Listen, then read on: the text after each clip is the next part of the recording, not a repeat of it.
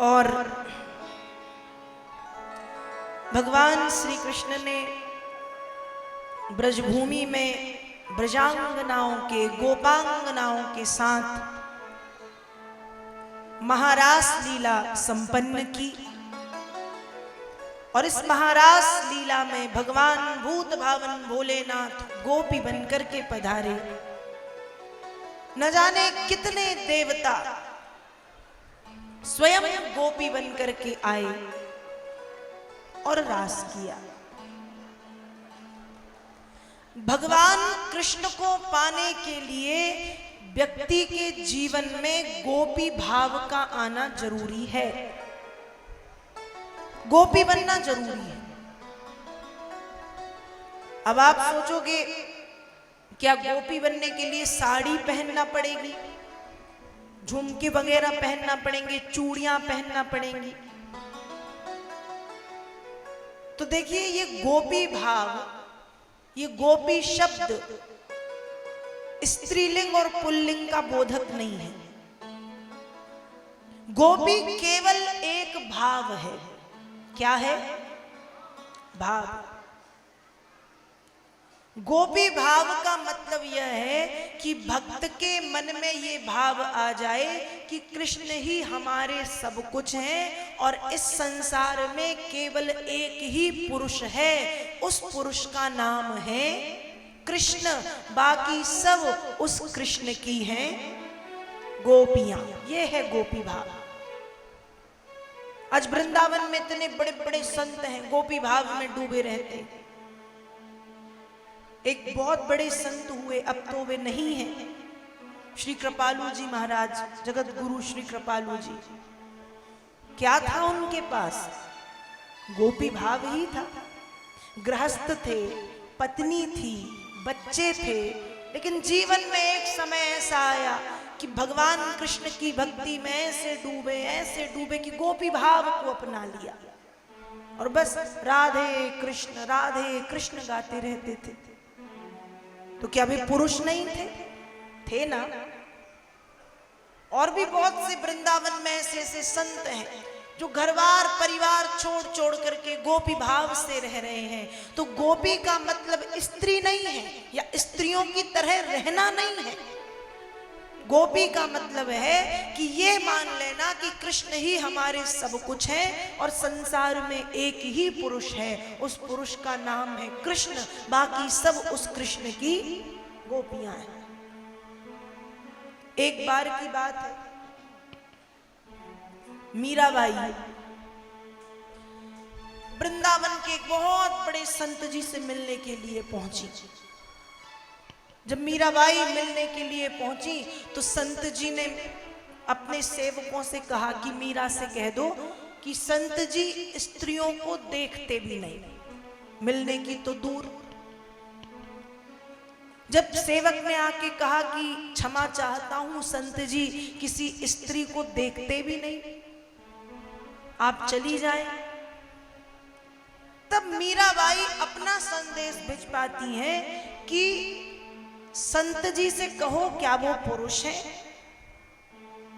मतलब ये कि इस संसार में मैं मानती हूं केवल एक ही पुरुष है और उस पुरुष का नाम है कृष्ण, बाकी सब उस कृष्ण की गोपियां हैं। तो क्या एक स्त्री से नहीं मिल सकती? अर्थात क्या एक गोपी से नहीं मिल सकती? जब मीरा ने अपना ये संदेश भेजा तब संत जी फिर मीराबाई से मिलने के लिए आए। तो गोपी एक भाव है। गोपी का मतलब है कि सब कुछ कृष्ण को मानना और ये सोचना कि दुनिया में एक ही पुरुष है, ब्रह्म है, जिसका नाम कृष्ण है, बाकी सब उस कृष्ण की गोपियां हैं। भगवान ने गोपियों के साथ रास लीला की। श्रीमद् भागवत के 10वें स्कंद के 29वें अध्याय से लेकर के 33 अध्याय तक के 5 अध्यायों को रास पंचा अध्यायी कहते हैं। और भगवान ने इन्हीं अध्यायों के अंतर्गत गोपियों के साथ महारास लीला संपन्न की। आगे कथा आती है। 11 वर्ष 6 माह तक कृष्ण ब्रजभूमि को, यशोदा मैया के घर को आनंदित करते रहे। लेकिन फिर कंस ने कृष्ण को लेने के लिए अक्रूर जी को भेजा। किसे भेजा? अक्रूर को। अब तक कंस ने जितने भेजे थे सब क्रूर थे। क्रूर मतलब निर्दयी थे, दुष्ट थे।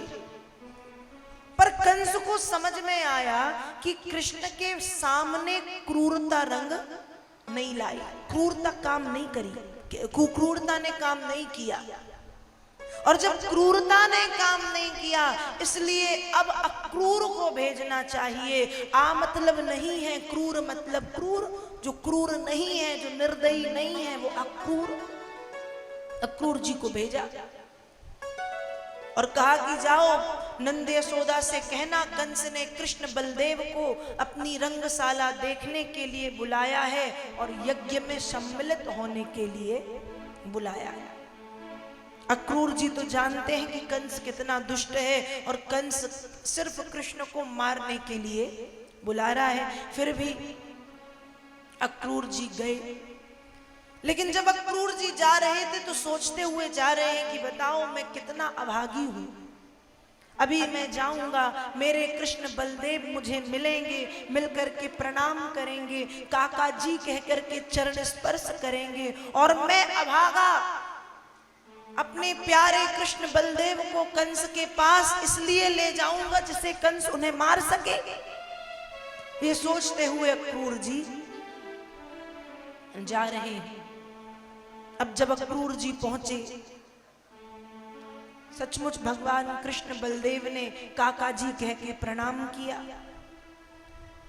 नंद बाबा मैया यशोदा से मिले और जाते ही अक्रूर जी महाराज ने यशोदा मैया के हृदय में बड़ा भारी वज्र पटक दिया कि कृष्ण बलदेव को कंस ने अपनी रंगशाला देखने के लिए बुलाया है।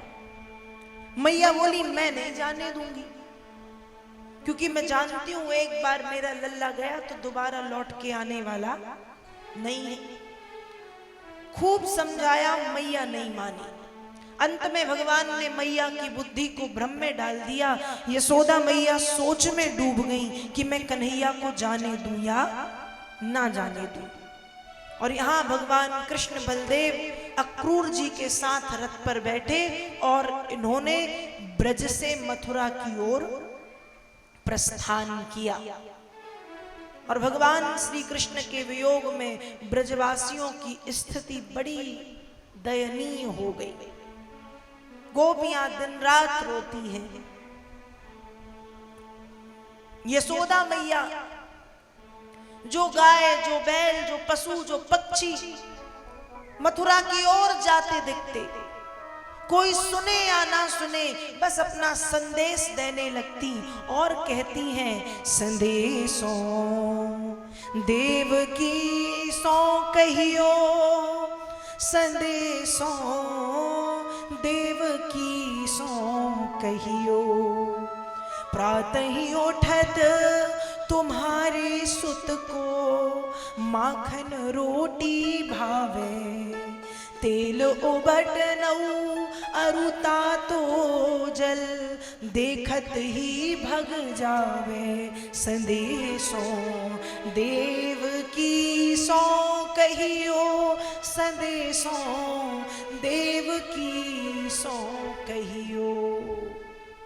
कोई सुने ना सुने, कोई रुके ना रुके, मैया तो बस अपना संदेश सुनाती कि मेरा संदेश देवकी को दे देना कि तुम्हारा लल्ला सुबह उठता है और उठते ही साथ मुंह तक नहीं धोता और सबसे पहले माखन रोटी खाता है। माखन रोटी भावे वो खिला देना। और फिर जब तेल उपटन की बारी आती है तो भागने लगता है, तो उसको बुलाना पड़ता है कि आ जाओ लाला, मैं दही दूंगी, मिश्री दूंगी। तो दही मिश्री जब दे दो तो आ जाता है, तेल उपटन करा लेता है। स्नान कराने की बारी आती है तब भी भागता है। तो जब स्नान कराने की बारी आए तो बुलाना, स्नान कराना और फिर ताजा ताजा काली गैया का दूध पिला देना। जो जो मांगे वो देते जाना, लाला अभी बहुत छोटा है। ऐसा कह के मैया अपना संदेश सुनाती हैं। गोपियां दिन रात रोती रहती हैं।